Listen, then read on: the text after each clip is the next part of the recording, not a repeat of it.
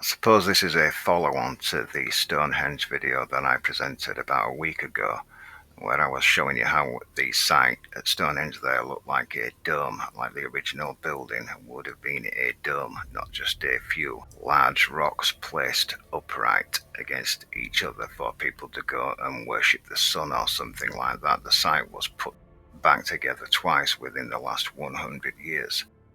It's just off the back of all the other videos where I've shown you that many of these sites, these stone circles, the remains of domes.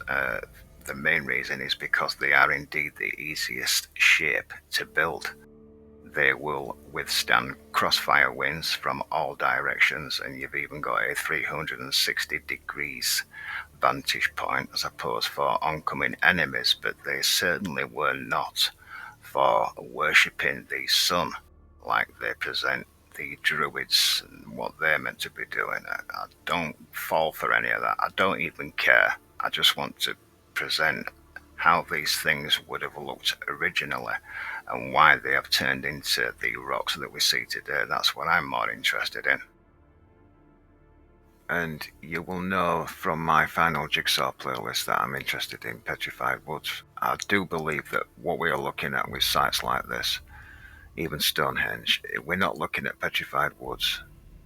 Now, there might be imprints, I might have shown you bits and pieces here and there, but the site we're going to look at now, in my opinion, there is no wood framing left that went into its structure, its skeleton that held the site up in the first place. If it was a dome, you see, yes, a dome is the easiest and strongest shape you can build and fastest, but I suppose there's one even simpler, and that would be like a TP shape, yeah? But either way, I don't see there being any petrified wood on this site specifically. So it is from an earlier period, yeah, this side of the flood. And what we're looking at is just, it's mud rock, it's compressed mud. Now they say, if you go look at this site, they say it's limestone. So imagine building a site like this and then packing your walls with whatever material you can grab and fetch to the site around you.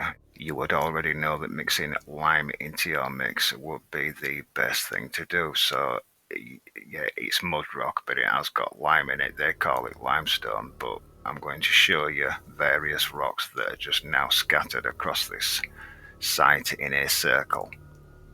And it does indeed look like that, where you can see holes, perfect areas where beams would have been running through this site. Like it's been mixed with straw. Obviously all the straw has since rotted away, but you can see that it's just thatched.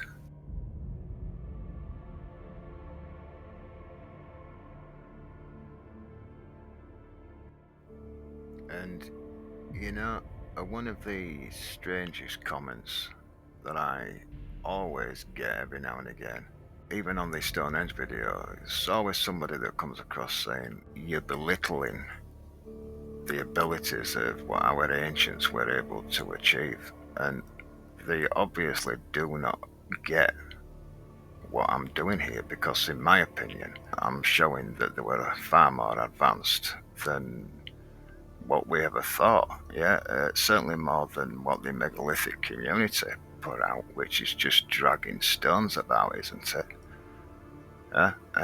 And I don't need to get into what archaeology does. So these commenters, I don't know if they do it on purpose or if they're just stupid. But a closer look at the site here. So this image here shows you just how deep the dike is that runs around it. It has been covered over time, which cannot happen naturally because it would just run off in the rain. For me, when sites like this get covered over, it can only happen due to flooding or a volcanic ash event, and then you get your growth on top. Yeah, it just does not happen naturally over time because it would just wash down these hills as fast as it gets covered over. I've just never agreed with that. I think it's ridiculous. Okay, so I will try and have another video for you tomorrow, my usual Sunday video. In the meantime, I will place a link in the comment section I am still staying away from accepting any of the people that's wanting me to advert on my channel. You don't want me having that as well. I do have these skippable adverts on every single video, and you will never see me put out a short video on my channel.